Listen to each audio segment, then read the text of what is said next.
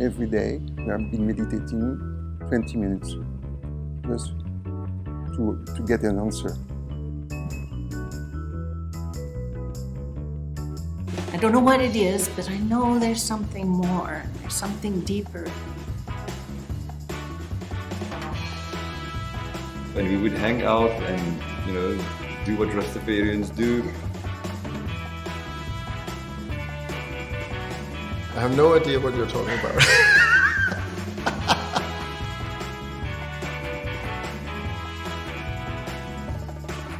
And just because you have me under these lights, I'm not going to budge. I'm not going to tell you anything.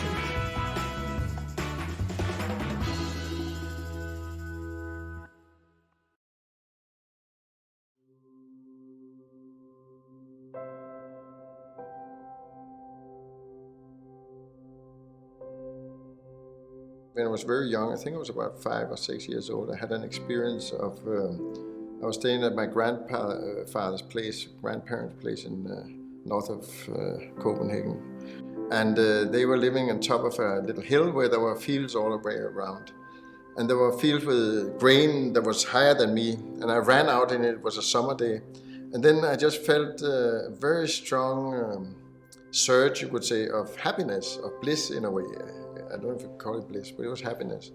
And I just let myself fall back into the grain and the clouds. I remember the clouds there and the sun was just baking on me. It was just so fantastic. That, I would say, in a way, was a kind of spiritual experience, even though I didn't know that at that time, of course. I had no clue what it was. I was just happy, so it was just happiness to me.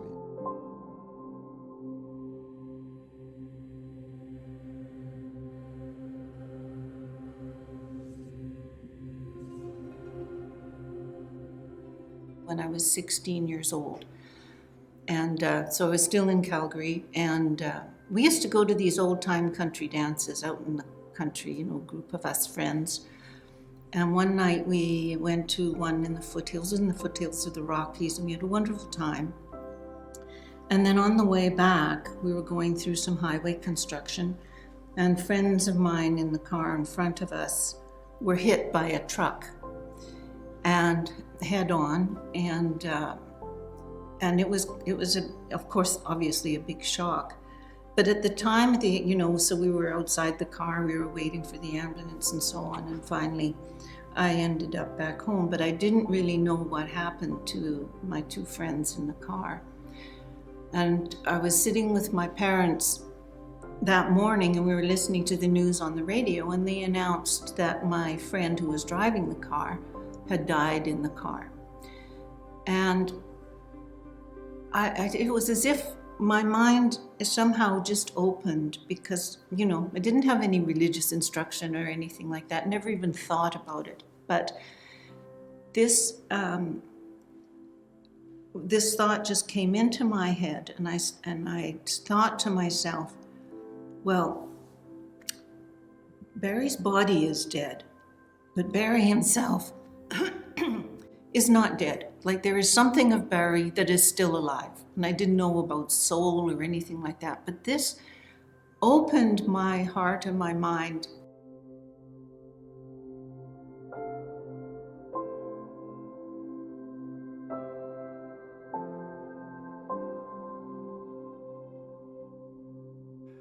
Because we had the apartheid government in place, the white people like myself grew up in a very privileged bubble.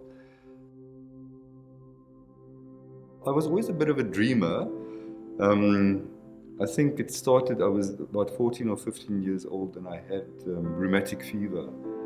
And in one of those, I became quite delirious for a long time. The doctor thought I could have had encephalitis, but it wasn't encephalitis. My parents refused that. He did a lumbar puncture, so he just treated me symptomatically. But one night in a deep fever, I had an experience where I still remember to this day, in which I think I saw my guide, sort of a Chinese guy, an ancient Chinese guy with a little lantern bent over. So that is the first really profound experience that I can remember, and it was quite early in my childhood. I always felt a little bit detached and and an outsider after that, you know, like an observer.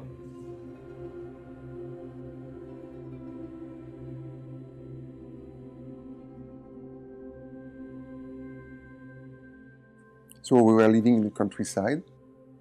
With my parents, I've learned many things about spiritualities, all kinds of spirituality. And my father was very fond of Vivekananda, and Krishnamurti, but also Christians, mystics, all kinds, Buddhism. And since I was a child with my mother, we are always speaking of God.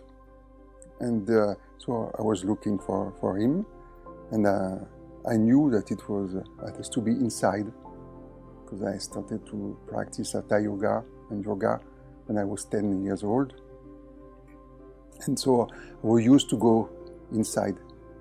But I would like to have a direct contact with God, like the saints are doing.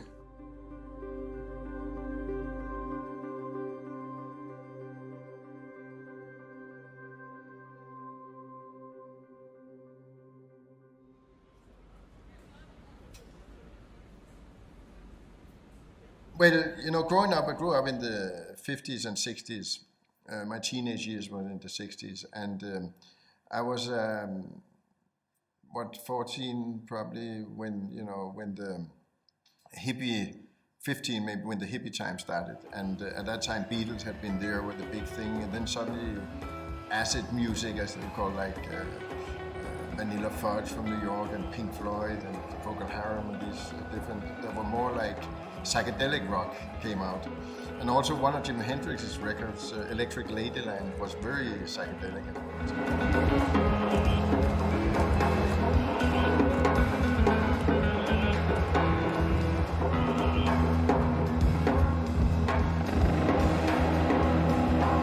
So all this kind of thing, the music and the whole time, and the hippie movement was all in for trying to, shall we say, get out of the post-war kind of depression that everybody was in, the whole world was in a way, the Cold War and all that. And they thought everything was very stiff and they needed something new.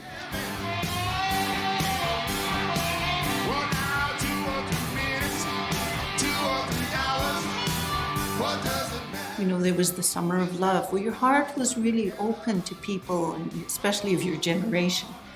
And so there was like a kindling of something, an opening and a unity that was felt at that time in those early days, where people just accepted each other, and it was just very, very beautiful.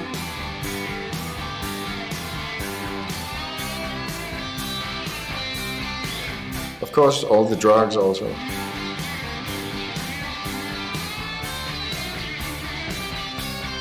So I had taken a lot of drugs because in one way we thought the way into the spiritual thing was through drugs also, because we read a lot about shamanism and all these indigenous people who often use different kind of drugs to get to the core of what spirituality might be.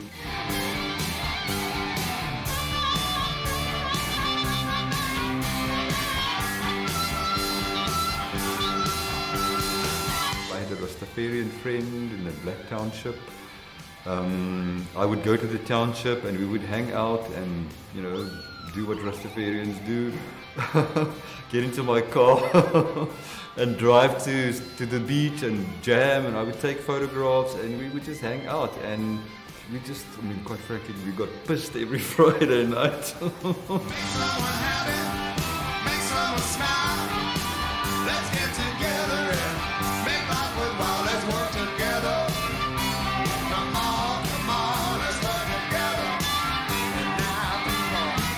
Two or three times I tried LSD. That was, you know, the Richard Alpert and all that time, exactly at that time when they were really pushing the sensations and the experiences that they could get through LSD. And it certainly was a mind expanding. I did feel as if I was in a different, the same universe but different, more sharper and more like you can almost feel the life in trees and around you, and just operating on a whole different level of existence. But then it wears off.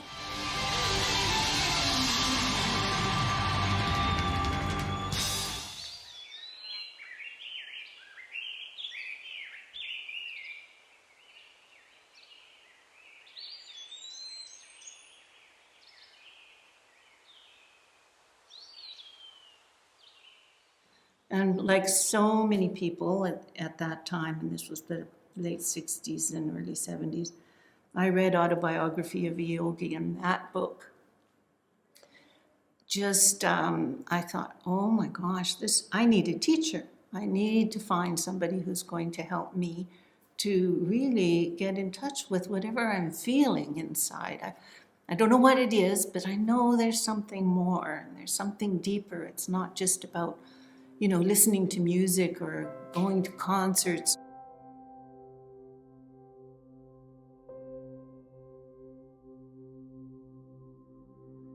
I told my parents, okay, now we have a certain knowledge, but I would like to have a direct contact with God, like the saints are doing, not through books, through knowledge. So with this, the only way I could find was meditation. But how to meditate?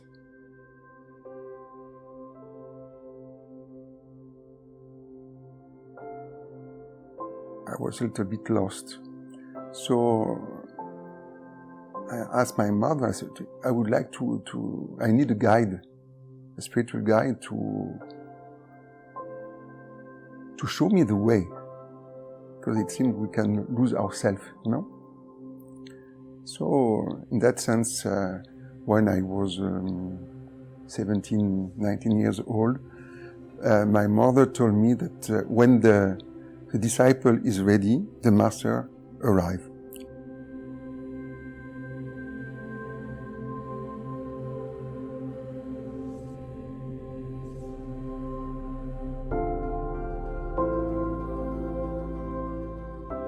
During an LSD session, an LSD trip, there was a young friend I had who had a really bad experience out of it. So I had to forget a little about my own trip and take care of him for, I think, 20 hours or something. It was a long time where I just had to make sure he was okay, because he was losing his mind in a way, and he was scared that he was going crazy and all that. So, and I didn't think much about it. It was okay because I was in an okay state and I had okay time, so it wasn't really a problem for me. But then a few days later, after then he came and gave me, he didn't know anything about spirituality, but he had bought a book to thank me for this experience.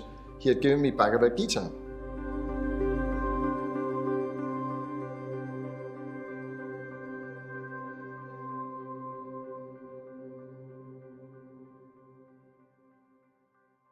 I remember standing in the library at the Stellenbosch Municipal Library. Sometimes a book jumps off the shelf and grabs you by the throat and grabs you. And I suddenly had this book about yoga in my hands. I'd never known about yoga, and it was I looked at these things and I had to take this book out and buy myself some gear and started doing postures and breathing in my res room,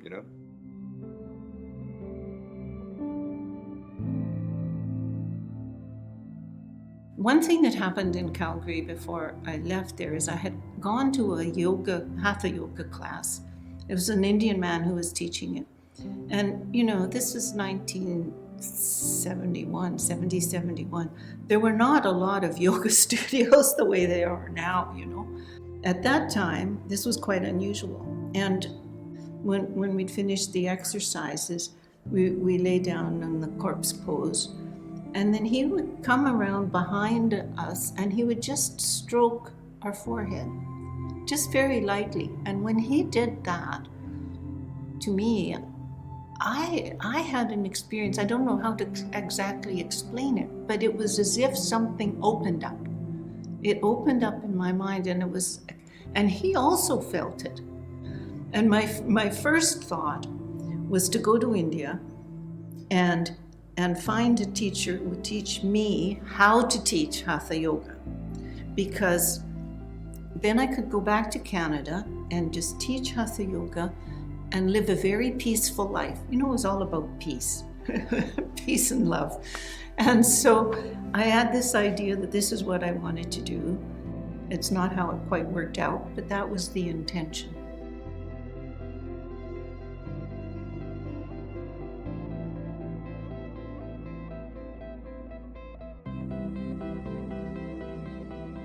I was 20 at that time, and I was on the way home from another hippie festival where I'd been 3 months living in a dugout hut in the ground, you know. And I had a Volkswagen bus, and we were a couple of guys going home, and somebody said, "Oh, there's a new ashram here, an Indian yoga ashram that starts. Shouldn't we just go and visit them?" And you know, we were a little stoned and a little smut drunk and that, and having a great time. So we went there, and that just blew my mind. Even though we came there, we're not in the best condition. They were very kind to us, and there were only about 25 monks. And then there was this guru. He was a disciple of the Ramakrishna mission, and he always quoted Vivekananda. The thing is that when you're in a monastery, you are allowed, in a way, you are sanctioned to not worry about the world outside. You have this permission to just meditate and go deep and try to find out what spirituality is about, what your mind is about, what's going on inside of you, without any interference outside. So that was fantastic. So I asked if I could become a part of this, and they said that they thought that maybe I should just think a little bit about it and come back next year. Very polite. So I thought, okay, I did that. So I went back to where I lived at that time, and I totally cleaned up my act. Within a month, I stopped drinking, I stopped smoking, I stopped everything. And I got a job, truck driving, and earned the money. I paid all my debts, whatever I had, and made ready. And then next summer, I went in my Volkswagen bus, and I went up and told, now I would like to become a monk.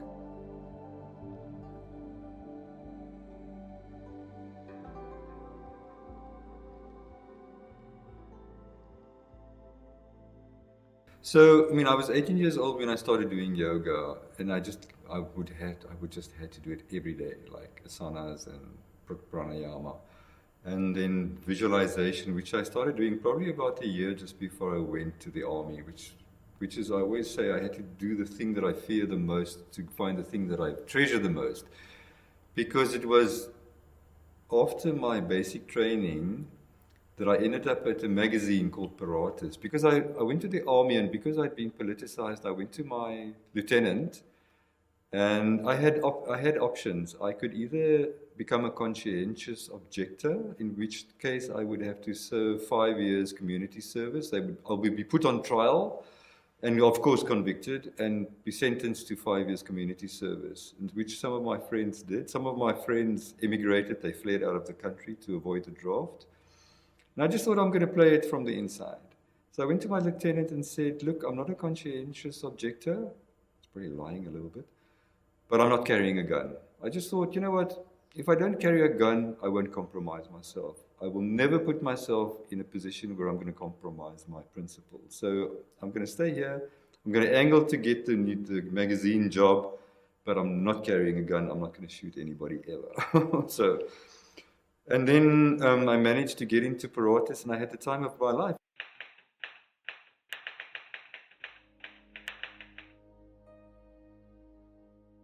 And you didn't have any possessions, and only the clothes you needed, small heaps, you know, no cupboards and anything like that. The bed was just a cot on the floor. Not a cot, it was a mattress on the floor, you know, and you had a small pouch for your toiletry, you know, for soap and that. It was very, very simple and very lovely living in a way. I must admit, many times when I had big troubles out in real life, I just wish I could go back there, because it was actually a really great time. Well, the strange thing, after the 4 years, there was a kind of urge, you could say. That's the only way I can explain it, because there was no real outer reason I could imagine that wanted me to leave the place as such, but it was a kind of urge that just came more and more that I had to go out and try out what I had learned here, and maybe I had to follow some other path. I don't know. It was not like very formulated. It wasn't very. It was just a feeling. It was in the heart kind of thing. It's a kind of urge.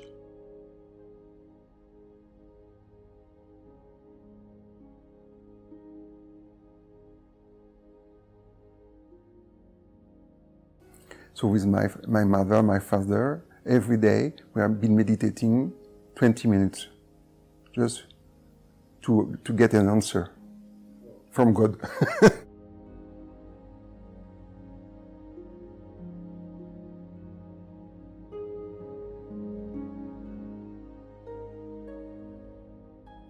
And I decided to go to India to find a teacher.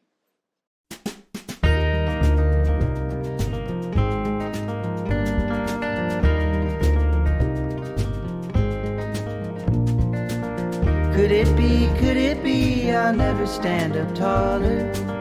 Could it be that nothing's gonna change when the muscles round my brain start to make me feel insane? I think it's time to get on the road again.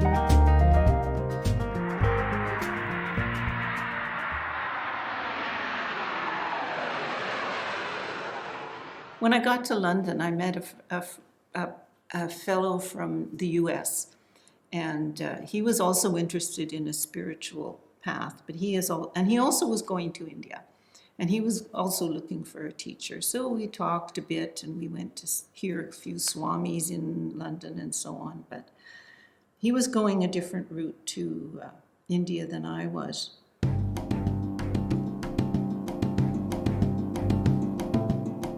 I traveled down in more the southern part of Europe and through Yugoslavia and to Greece, where I sold my car, and then took trains and buses and any kind of transport I could find across Turkey and Iran and Afghanistan and Pakistan into India. But this fellow went to Denmark, where there were a few people practicing heartfulness, and they were friends of his, and so he started the practice there. We went to Varanasi, and we met Mananda Moy, and we had such a good contact. And she said, we are all one, like that, with the heart. She was a saint, and a great saint. So when I arrived in Delhi, I was walking down the street one day and I saw this American fellow again. Now, I'd been traveling with a group of friends and we were having kind of a good time, so I was not as focused on my drive to find a teacher as I could have been. But he told me a little bit about it. I said, well, that's very interesting, but it was meditation. And I thought, well, my aim here was to learn Hatha Yoga as well, so I just kind of left it. Then afterwards, we met the Dalai Lama, Sarnad, And I was still traveling a little bit with this group of people that we'd met on the road together. There was safety in numbers, so we had 5 or 6 of us. So we went to Kathmandu, and I had Christmas and New Year's there, and then I realized, look, you're not you're not here to have a good time, whatever that was, but you have to resume your search, so just get serious here. So they were traveling onwards to various places, and I stayed back for a couple of days in Kathmandu. Then we went to Allahabad, to the Kumbh Mela. That's the big one, every 12 years, full of gurus, of kind of gurus. And one was 260 years old, and we have got experiences with him, it was funny,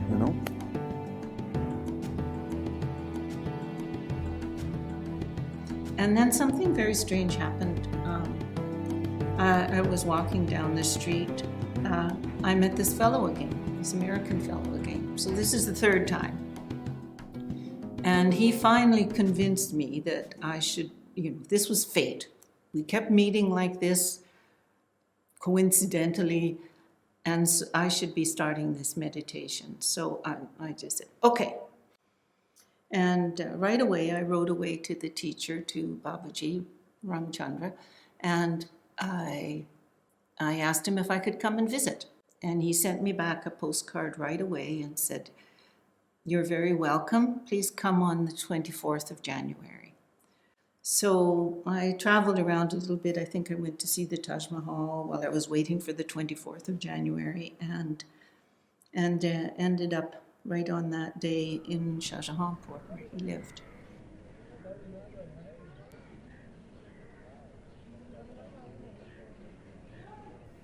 Then we came back and we went to Lucknow. And by chance, I can imagine, by chance, Babuji was there on the railway station. And at that time, the train could stay half an hour, 45 minutes, in the station. So we went into the compartment, and Babuji was there.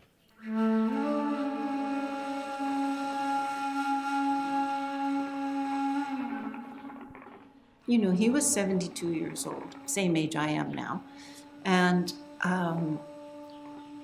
he was a very thin man, beautiful beard, beautiful eyes that you just get lost in. And he just exuded this atmosphere where you just felt cherished and accepted.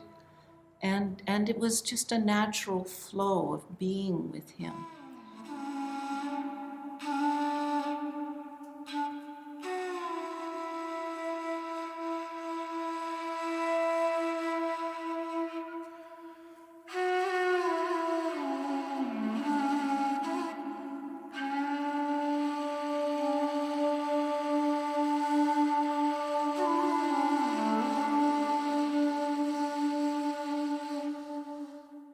He would give sittings, and meditation sittings, but not on a regular basis. He'd say, well, let's just sit for meditation.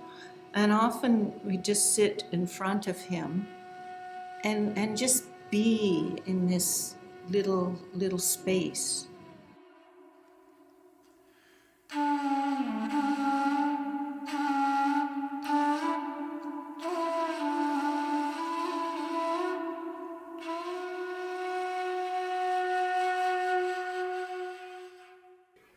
And Babuji said, "Do you want a sitting?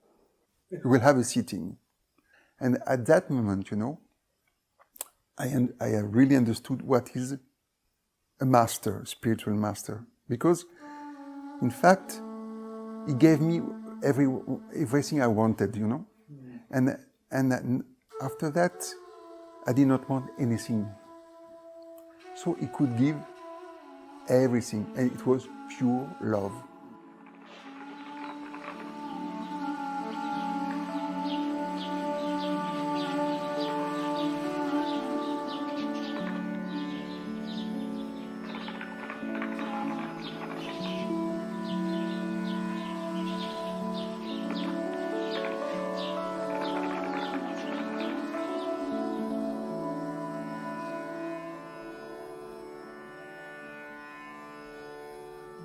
And he gave me, after that, he gave me one face-to-face sitting, and then he signed my preceptor certificate to go out and train others. And that was dated the 3rd of February, 1972. And the only instructions that I got to do the work was just that: you go do the work. That was it. And I'm eternally grateful, actually, because this is work that is done through the heart. And if your mind gets involved, then you're not allowing this stream of pure love, of transmission going through you. because your mind's a little busy with, oh, should I do this? Should I do that? What should I say? What should I do? So it was the best training I could ever get.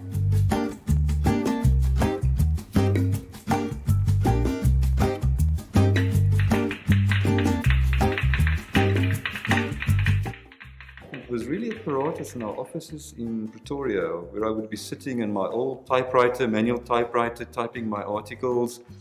And there was a conversation going on in the background between Paul John, who's now in Australia, and an Afrikaans Buddhist called Marius. And they would speak about meditation. And our meditation never registered on my radar. So while I was writing these stories, I would like tune into this conversation, like I was intrigued. I started a small truck business actually, and at one point one of my trucks was driving a lot for antique business that did high-end kind of antiques on auctions. And one of the auctioneers had a sister, and she asked if I could do a removal for her they were moving from their house to their summer house. Very early, I think it was in February or March or something, quite early for Denmark, but they were doing that. And so I said, yeah, I can do that. So I did that, and when we came to this house, the children and the husband, they ran down to the beach. So the wife was alone and I was there. So and she was a little upset, why are they running off? Anyway, so I said, well, let's just bring the stuff in. So we started taking it in. And there was a box with books. And on the top of it is a wooden box, quite heavy. On the top of it, there was a book. I just looked at it, it said Truth Eternal. I thought, gosh, that's quite a title. It had a great front page of that. And then also, I was thinking, Truth Eternal, it was like a statement. It's not like, normally in Danish you would say, the eternal truth. Even in English you probably do. But Truth Eternal, that was like a statement, like you couldn't get around it. It's like, this is it, you know. Truth Eternal, there's no more to it.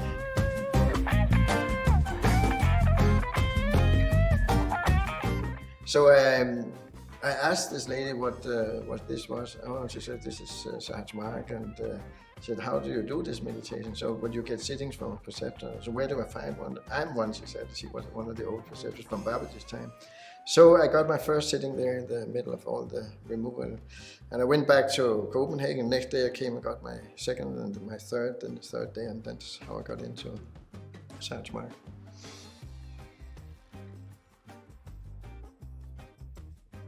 So one day I went to Paul and said, what is this meditation that you're talking about? He says, yeah, Paul is very enthusiastic. Yeah, it's like you must come and take sittings. And I was intrigued, so I went, and that was it.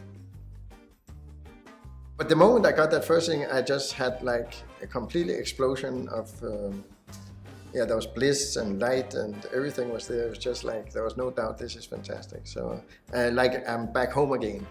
But I suddenly understood, gosh, you can get into this state without drugs. You can do it with just what you have inside. The whole thing is inside you. You don't need an outer agent to do it. And that interested me. Then I started getting into it. To me, it's always, from the start, it's been more important than food. In the morning, before I have breakfast, I need to meditate.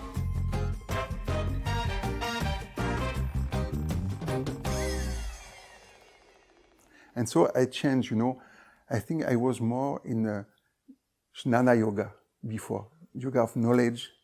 Then I shift in the, not bhakti, but love, And I say, this I want. So I recognize something I did not know.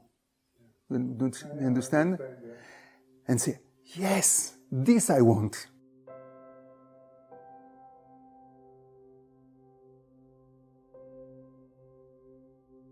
There was always this very strong connection there, and it was my life, it just became my life. So it wasn't like I had to take out an hour from my life to do meditation. It was almost as if my life became a meditation and a connection and a unity that I felt.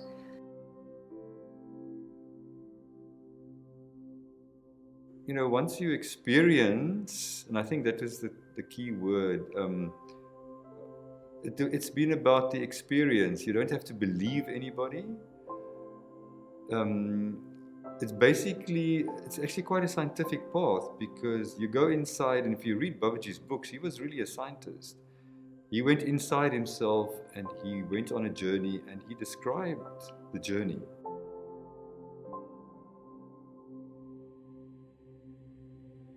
We have all come from one big kind of entity, which is the universe in itself, with everything in it. It's the force, the power of creation, everything that is in creation. We come from that same source. We are like a little drop of that, or a speck of that source. And we have all these things in us, like we talked earlier, people talk about microcosmos and macrocosmos.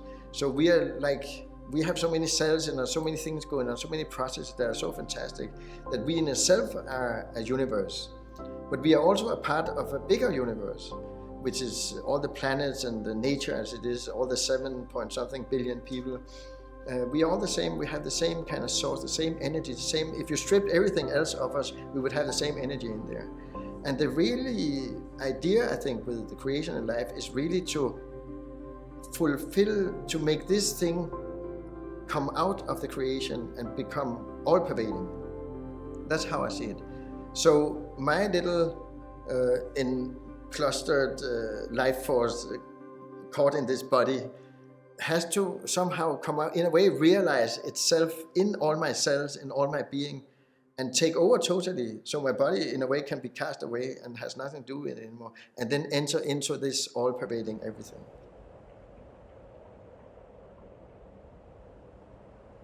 This is my own words, and this is how I understand it. I don't know if it makes sense.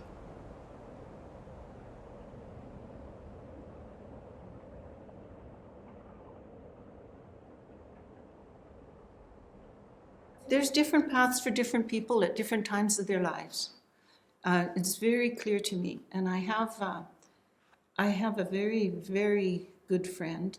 We met when we were 14 years old, riding our horses, and we have been buddies ever since. And she does, in fact, at the time I was meeting Babaji in 1972 in India, she was meeting her teacher, who was Kirpal Singh, in Vancouver. He'd been there for a seminar. Hundreds of people went. And that's when she became devoted to him. And she still is devoted to that path.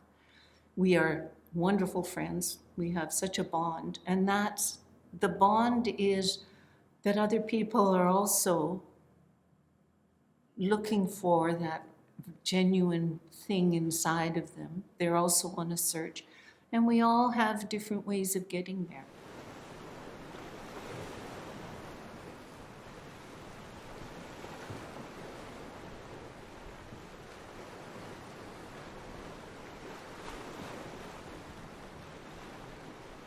So, Robert, after all these years of meditating, do you know what the goal of human life is?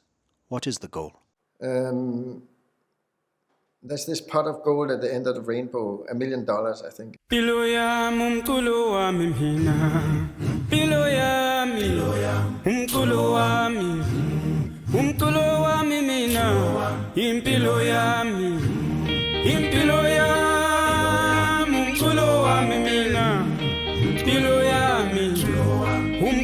I've been walking for days and days, listening to you. You keep on humming the same old tune. All of the things that you've been through match the scars on your face like tattoos. In a couple of days we could be gone, leave with nothing and start traveling home. No time to rest, been here before, in the undergrowth, divided by the single mode.